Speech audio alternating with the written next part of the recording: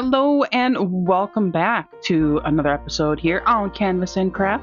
Today we're going to have a go at painting this, I believe it's called a blue jay, because they're absolutely fabulous. I absolutely love them. I love the colors. So let's get right into this and let's get her done. I really like this one, so let's get going. I'm excited.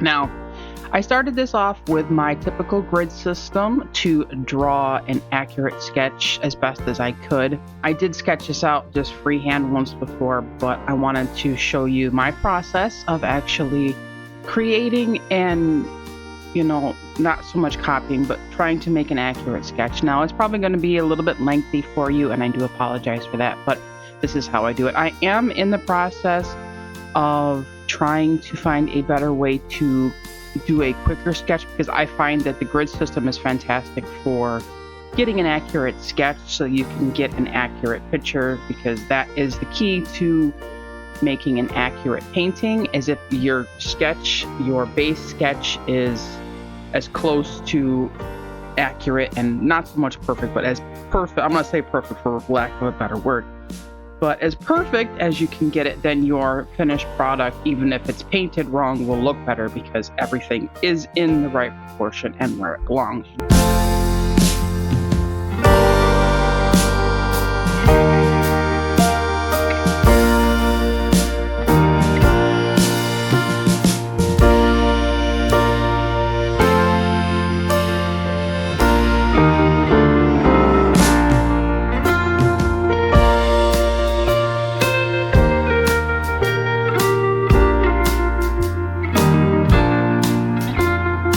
Now, for this, as with everything else, I put it through Canva to use their Sketchify app to give me clear proportions. I could technically take tracing paper and put it over my image and trace it out and use that as my baseline.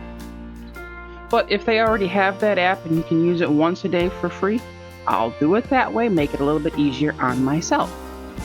So that's what I did here. So this is why there's the original photo, and then there's the Sketchify from Canva, and then here I'm drawing out my version of it with the grid system. Like I said, though, I am in fact trying to look into other ways. I guess there's a way of doing this with a compass where you can check your proportions and your angles and stuff like that. So I do plan on purchasing one of those.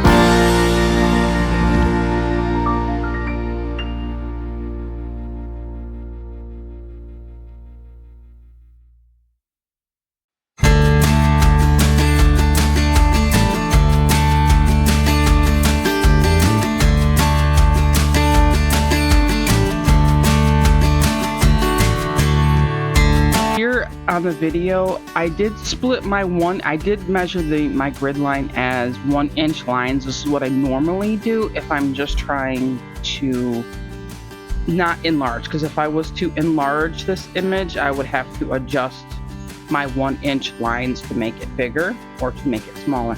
But I did use 1 inch lines all across the grid system here to sketch this out.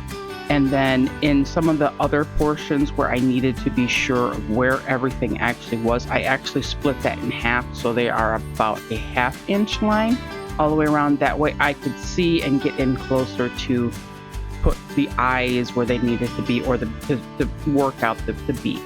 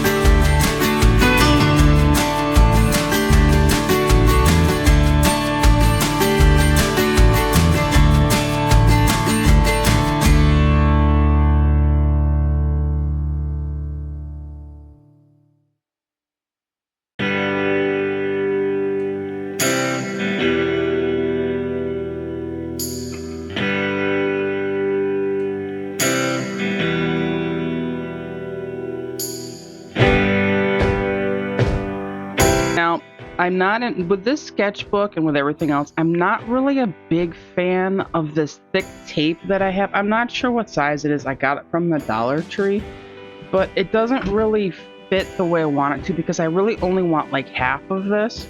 I do have some washi tape that I broke down and I bought. It was like only like $7, but it was pretty. And I was like, oh, we need to get into daily sketches and daily paintings of little things so that I can learn how to draw along with learning how to paint.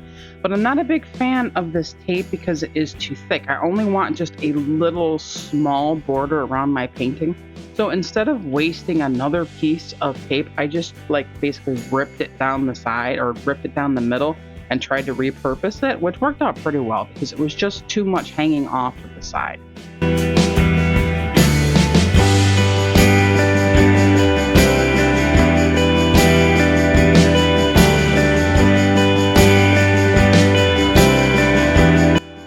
And on here, when I painted it, my basic plan was to basically get down the generalized color of the areas. I'm mixing it in a wet into wet, which means the paper is wet, and then I'm dropping in colors and letting them flow and mingle into each other. And then I might move things around a little bit with a damp, not sopping wet, but a damp brush, because I don't want back runs or cauliflowers, as they call them. So I try to move them around a little bit if they're in the wrong place.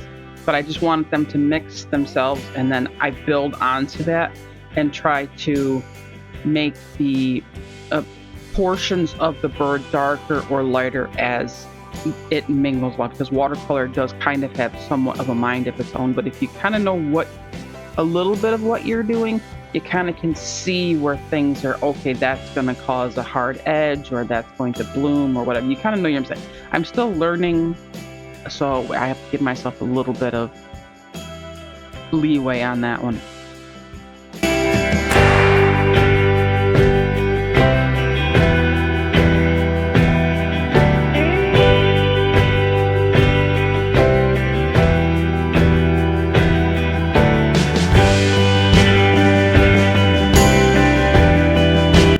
So I don't bore you to tears, I'm just gonna skip some of the film where I mix the paint, because it does take me a minute to get the color that I want. Now, if you do want to see me mixing the paint and how I come up with my colors, I can leave that in. Just leave me a comment down below and I'll be happy to do that. But I'm trying to like spare you. I kind of want to get out of doing these shorter versions.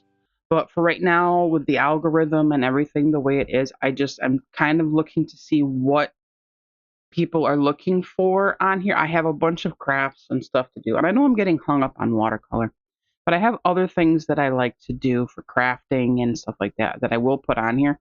But for right now, I'm just really, really enjoying my time with watercolor. And I am enjoying my time with sketching and drawing and learning how to draw things, and I'm having a lot of fun with it. So I am kind of hung up on. I do have more things that are coming up that are not going to be painting, but for right now, I'm just kind of like hung up on it. I did start which you probably will see. I did start I'm calling it a junk journal, because basically all the materials are like as cheap as possible. Other than the paper, I tried to find what everybody was saying was good paper. It's okay paper, but I don't know if it's 100% cotton watercolor paper. And I love my sketchbooks, but yeah. So I do have I'm calling it a junk journal, but I'm taking it out with walks and stuff, and I'm sketching everything that I can, or that I feel like sketching. And I'm trying to paint them and taking notes of colors and stuff, and trying to further my art direction.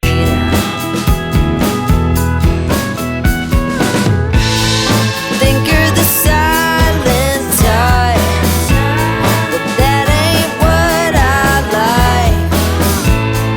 I need a man who knows how to speak, so talk to me.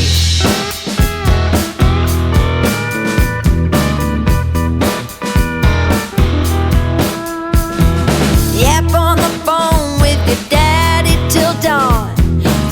With your buddies going on and on and on. Those fish hear more than me.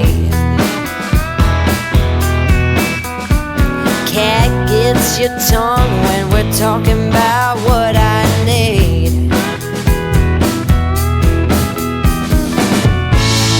Think you're the silent type.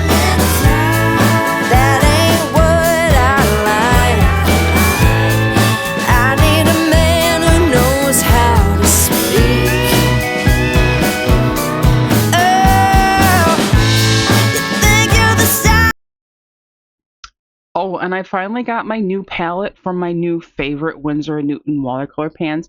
Look at how pretty it is. I actually have two of them. I actually branched out. I love these watercolors so much that I actually bought their 24 set. The only complaint that I do have with the Winsor & Newton is the only problem that I do have with the Winsor & Newton, the only problem that I do have with the Winsor & Newton watercolors that I got is that there was a lot of air in the tube. So I thought that I would have like, okay, I have enough to fill a pan and then have more for the next time when I need to refill. But I kept getting a bunch of air in both sets. I got the smaller, the Cotman watercolor set, and then I bought their 24 pack.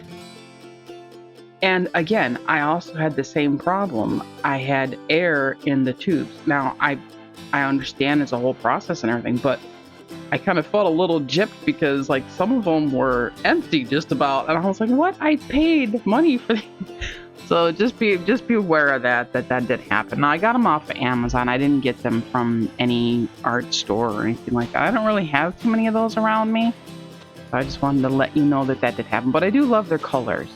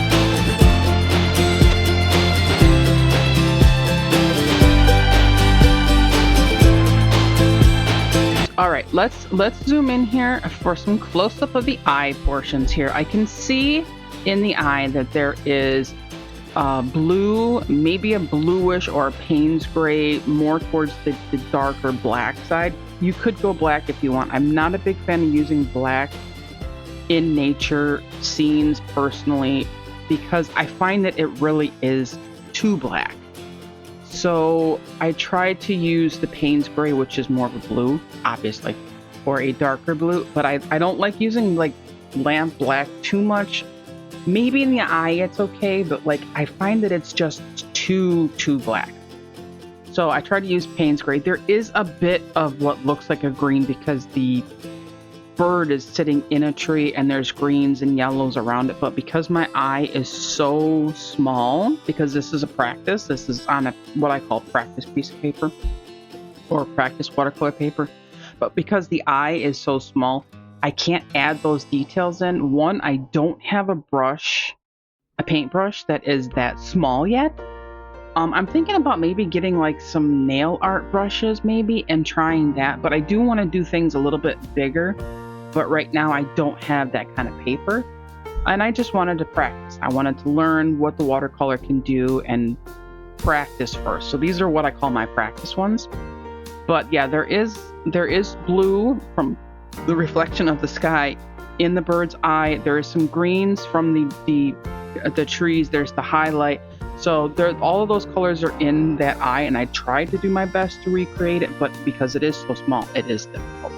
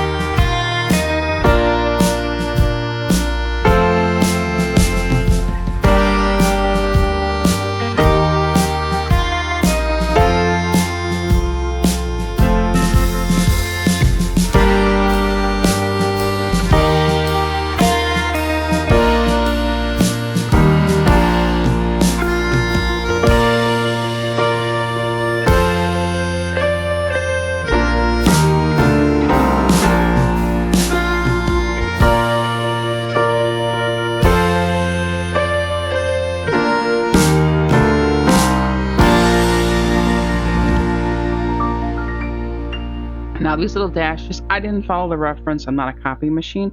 I just put them where I felt they needed to be because a lot of them you couldn't see because they are faded because of the picture. So I just put them in where I felt they needed to be, and I just took my artistic ability. I just took my artistic leeway, we'll say, and I put those in where I thought they needed to be.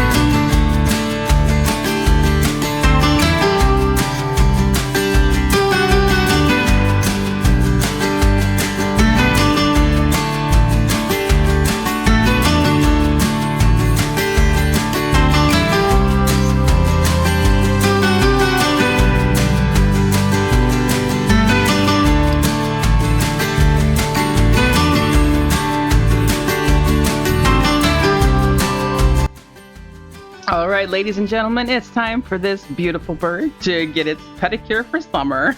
All right, let's get these feet summer ready, shall we?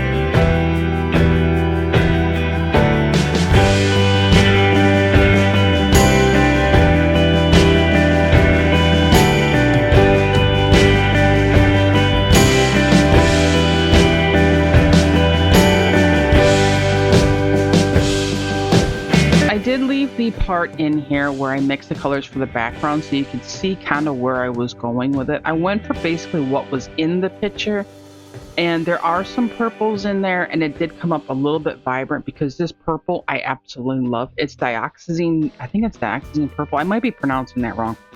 But there is like a purple in the background, and when I put it down, it is like, whoa, really, really bright and vibrant. But I'm going to build on top of that.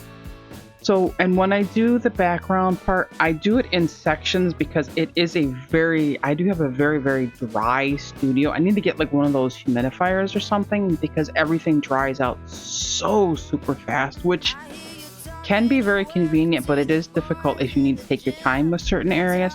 So I tried to take advice from someone else where they said, start in this area first, work your colors up to, or, further than where you really want to, and then you can add on. That way you don't get back runs, you don't get blooms, you don't get cauliflowers. So that's what I did. I kind of built it so that I could go to a certain point, and then I'd have like a little bit of a cushion where it's still wet so that I could build from the cushion outward to try and get the entire thing washed in. And I'm doing this wet into wet so that the colors can bloom or not bloom, but the colors can merge and move and mingle and dance where they want to dance. Later on though, I do kind of like move things around a little bit, and because I wanted to give it kind of a different look, because I feel that we're kind of looking upward at the bird, so I wanted it to have kind of a different lighting setup. I wanted it to be light in one corner from where the sun is, because the sun obviously is in the sky. So I wanted the sun in one corner, and I wanted it to go down towards the ground naturally as a darker color, because naturally you're getting down towards the ground and you're getting closer to the ground where the sun doesn't always hit everything. So I tried to do light up in the left-hand corner and then darker towards the bottom to kind of give it a different effect. I think it worked out really well. What do you guys think? Do you think it worked out pretty good, or? Fish here more than me. Cat gets your tongue when we're talking about what I need.